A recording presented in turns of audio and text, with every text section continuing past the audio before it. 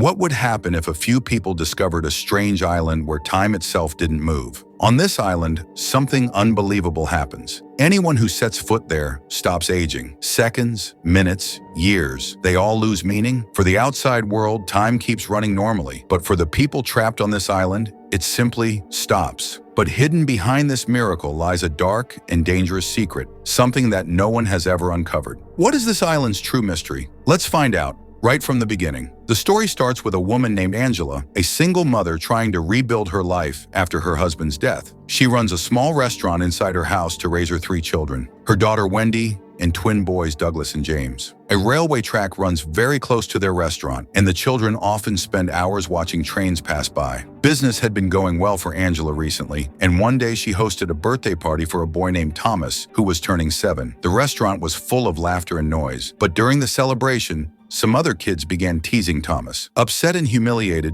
he quietly slipped away while everyone else was distracted. Outside the restaurant, the railway track glimmered under the sun, and in his anger, Thomas climbed onto one of the trains. The only person who saw him was little Wendy, standing by the window. Time passed. 6 long years went by since that day, but Wendy could never forget what she saw. Thomas had never been found. The whole town searched, the police, neighbors, even nearby villages. But it was as if he had vanished from the world. Posters still hung on walls, describing him as the 7-year-old who went missing. By now, he should have been 13, and Thomas wasn't the only one. Over the years, several others from the same town had disappeared without a trace. No clues, no witnesses, no answers. Now Wendy was 9 years old. She and her 2 brothers had started helping their mother in the restaurant. Together, this small family of 4 lived a simple but happy life. One quiet night, as they all sat after dinner, Angela began telling her children about her past. How before they were born, she loved traveling alone to new cities and towns. She was brave,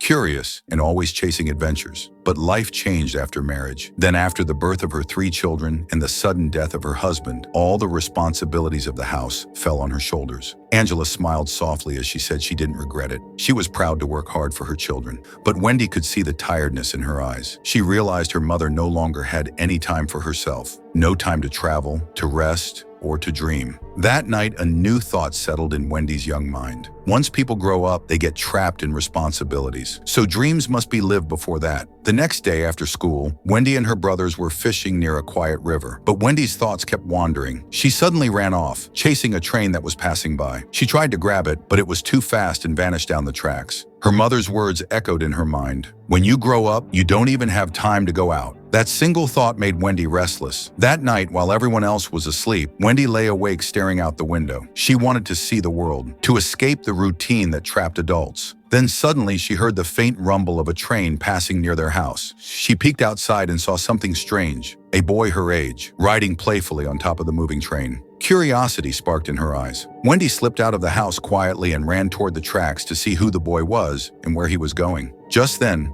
her brothers James and Douglas woke up and followed her. Moments later, all 3 of them climbed onto the train together. The boy introduced himself as Peter. He was cheerful, mysterious, and spoke as if he knew something they didn't. He told them that he could take them to a place where time never runs out, where no one ever grows old or runs out of hours in the day. But, Peter said, you'll have to trust me completely. The train sped through dark forests and glowing tunnels until it reached a long bridge over a wide river. Peter turned to them and said, "This is the way. To reach that world, we have to jump." The siblings hesitated, but their curiosity was stronger than fear. One by one, they leapt from the moving train into the river below. There, a small wooden boat was waiting, steered by another boy who seemed to have been expecting them. He helped Peter and the others climb aboard and began rowing silently downstream. The journey through the misty river felt endless, until finally a faint glow appeared on the horizon. Before them rose a breathtaking island, covered in strange lights and lush green forests. But as they drew closer, the water around them began to make eerie, otherworldly sounds. Soft whispers mixed with deep echoes, as if the river itself was alive. Peter looked at them and said quietly, "Don't be afraid. That's the voice of Mother, the being who controls this island. She's not human. She's something far older." Wendy and her 2 brothers were amazed the moment they stepped onto the island. It was breathtaking, filled with bright green trees, colorful plants, and strange glowing flowers. In the middle stood a huge volcano, its smoke rising softly into the golden sky,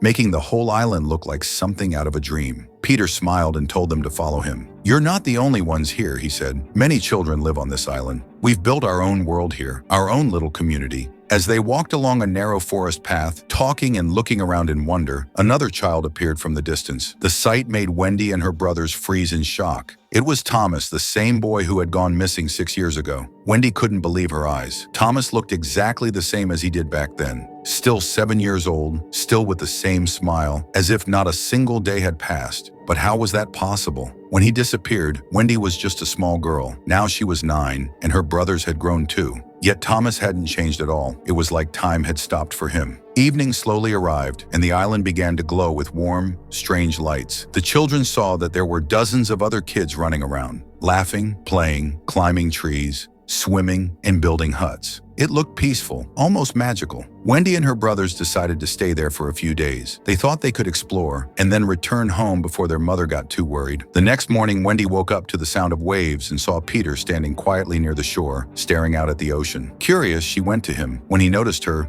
Peter said softly, "It's time you knew the truth about this island." He led her into the shallow water, and together they dove beneath the surface. What Wendy saw there made her heart race. A strange glowing creature was moving gracefully under the water. Its body shimmered with light, like liquid glass, and its shape kept changing. Sometimes it looked like a jellyfish, sometimes like pure energy. Peter explained, "This being isn't from Earth. It came here long ago inside a meteorite that fell from the sky. Since then, it has lived here, and it made this island its home." He told Wendy that this creature wasn't just an alien. It came from another dimension. "You see," Peter said, "we humans live in 3 dimensions: length, width, and height. But this creature comes from the 4th dimension, the dimension of time itself. Because of that, the alien could see and control time as easily as humans see space. For it, past, present, and future are all the same. When it arrived, its power spread through the entire island and slowed time down to almost nothing. That's why no one here ages." Wendy realized the truth. All the missing children from her town, including Thomas, hadn't been kidnapped or lost. They had somehow found their way to this place where time stands still. Each of them came from different years, maybe even different centuries. Peter then revealed something even more shocking. "I first came here in the 19th century, he said quietly. "Since then, I've never aged. I've been this age for more than 100 years. He looked at Wendy seriously. "But there's one rule. Time will not move for you only as long as Mother, that creature, allows it. You have to trust her completely. If your trust ever breaks, even for a moment, time catches up to you. And when that happens, your age increases. Not slowly, but all at once, in seconds." Days passed, and Wendy and her brothers slowly became used to life on the mysterious island. It was peaceful, almost magical. There was no rush, no danger, no need to worry about anything. Food and water seemed to appear on their own, gifts from the alien being everyone called Mother. Douglas and James loved it there. They made friends, climbed trees, and laughed more than ever before. One evening, Douglas told Wendy, "Why should we go back? We can live here forever. We'll never grow old." But Wendy didn't agree. She still remembered their real mother waiting at home. "We can't stay here forever," she said softly. "We promised we'd return." Still, days kept passing, and the island made it easy to forget time. Then one night, while Wendy was sleeping in a small hut made of leaves, she heard a rustling sound. She opened her eyes and saw a shadowy figure, an old man, stealing her food. Startled, she called out, but the man turned and ran into the forest. Wendy chased after him through the misty trees until she reached a strange part of the island she had never seen before. When she told Peter about the old man the next morning, his expression changed. He looked uneasy. "That man," Peter said slowly, "was once a child, just like us. But he lost faith in Mother, and when that happens, time comes back, all at once." He aged in just a few hours. Wendy was shocked, but Peter didn't want to talk more about it. To distract her, he suggested they go out on the sea. Later that day, Wendy, James, Douglas, and Peter took a small boat and rowed out over the clear, calm water. The sunlight reflected like liquid gold, and for a while, everything felt peaceful again. The children laughed, splashing and swimming around the boat. But then, suddenly, Wendy and James noticed something. Douglas wasn't coming up. They waited, called out, and then dove into the water to search for him. Minutes passed, then hours. The water grew darker and colder. Other children came to help, diving again and again. But Douglas was nowhere to be found. By sunset, everyone knew the truth. Douglas was gone. James was shattered. Douglas wasn't just his brother, he was his twin. They had never been apart, not even for a day. Now he sat silently, staring at the sea, unable to believe it. That night, Wendy tried to comfort him, but he said nothing. The next morning, when James woke up, he screamed. One of his hands had turned wrinkled and gray, like an old man's. The veins bulged, the skin sagged. Wendy realized what had happened. After losing Douglas, James had lost his faith in Mother. And when trust breaks, time returns, cruelly fast. Desperate, James said, "If I cut it off, maybe it won't spread." Peter hesitated but finally agreed to try, saying no one had ever dared to do it before. Together, they bound his arm and tried to stop the aging from spreading. But Wendy was terrified. She feared the wound would get infected. She decided they needed help, someone who had lived through the same curse. So she set out through the forest with James, searching for the old man she had seen before. After hours of walking, they found him near the edge of the island. His hair was white, his face full of wrinkles, but his eyes were still sharp. When Wendy begged for help, the old man nodded and said, "Come with me." He led them to another side of the island, a place Peter had never mentioned. Here, Wendy saw dozens of other people, old, frail, and quiet, living in rough huts made of wood and leaves. These were the ones who had lost trust in Mother. They aged rapidly, forgotten by the children's paradise. Wendy noticed how different this place was. There was no magic here, no fruits falling from trees, no clean water waiting by the huts. The people here had to fish for food and survive on their own. Mother no longer cared for them. The older people living on the far side of the island told Wendy a shocking secret. They believed that if they could find the alien creature, the one living deep in the sea, and kill it, then everything would return to normal. Time would start flowing again, and everyone would get back the years they had lost. They had been secretly planning how to capture and destroy the creature. In the meantime, they had treated James's hand, wrapping it tightly to stop the bleeding. But by now, both Wendy and James had realized the truth. The island that once felt like paradise was actually something far darker. What seemed magical was only an illusion. Consumed by anger and grief after losing his twin brother, James began working with the elders. He wanted revenge. "If we kill that thing," he said, "we can finally go home." Soon he came up with a plan. He told everyone, "Mother only appears to those who trust her, the children. If we take those children away, she'll have no choice but to come out." Wendy was horrified. She tried to stop James, begging him not to do this, but his heart was filled with hatred and pain. He blamed the alien for Douglas's death, and nothing could change his mind. He was determined to end it, even if it meant destroying everything. So with the elders, James led a group to the other side of the island, where the young children lived, to capture them. Wendy, realizing what was about to happen, ran ahead to warn the others. She shouted for them to hide, but it was too late. By the time she reached the children's camp, the adults had already arrived. Chaos followed, crying, shouting, and the sound of running feet. When it was over, the elders had taken all the children away. Only Peter managed to escape, hiding behind the rocks. When Wendy found him, they climbed a nearby hill and looked down toward the beach. From there, they could see the elders and James gathering the captured children by the sea, forcing them onto boats. Their plan was clear: to use the children as bait so that the alien, Mother, would appear to rescue them. As Wendy watched, her eyes caught sight of a tall man standing near the water, bending a sharp metal hook into shape. He moved slowly, his body trembling with age. When he turned, Wendy gasped. One of his arms was missing. It was her brother, James. He had aged rapidly,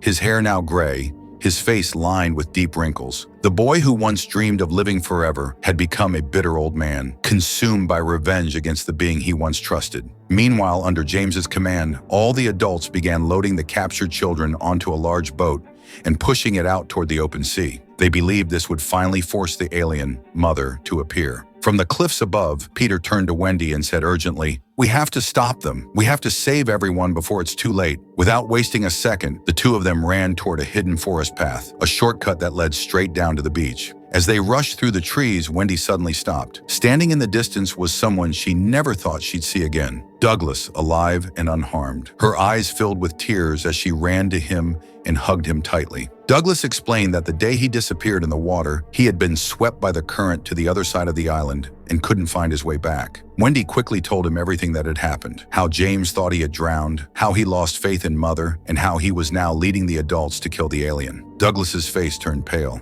"We have to stop him," he said. The three of them hurried toward the dock where the boat was tied. When they reached it, the deck seemed empty. Carefully, Wendy and Douglas climbed aboard and began untying the frightened children. But just as they were freeing the last few, heavy footsteps came from behind. The elders had returned. Before Wendy or Douglas could react, they were grabbed and dragged toward their leader. When they reached the front of the deck, they froze. A frail old man stepped out of the shadows, his back bent, his face deeply wrinkled, and a metal hook glinting in his hand. It was James. He looked at them in disbelief, his eyes filling with tears. Seeing Douglas alive broke him completely. "You're alive," he whispered, his voice shaking. "All this time, I thought you were gone." But then his sadness turned into anger. "Because of you, I lost everything," he shouted. "I trusted that creature. I believed her lies. And now look at me." He raised his trembling hand, the skin paper thin, his hair completely white. "She stole my years, my life." Wendy tried to calm him, but James was too far gone. His plan was already in motion, and outside something enormous was stirring beneath the waves. A strange vibration filled the air. The water around the boat began to glow, and a deep,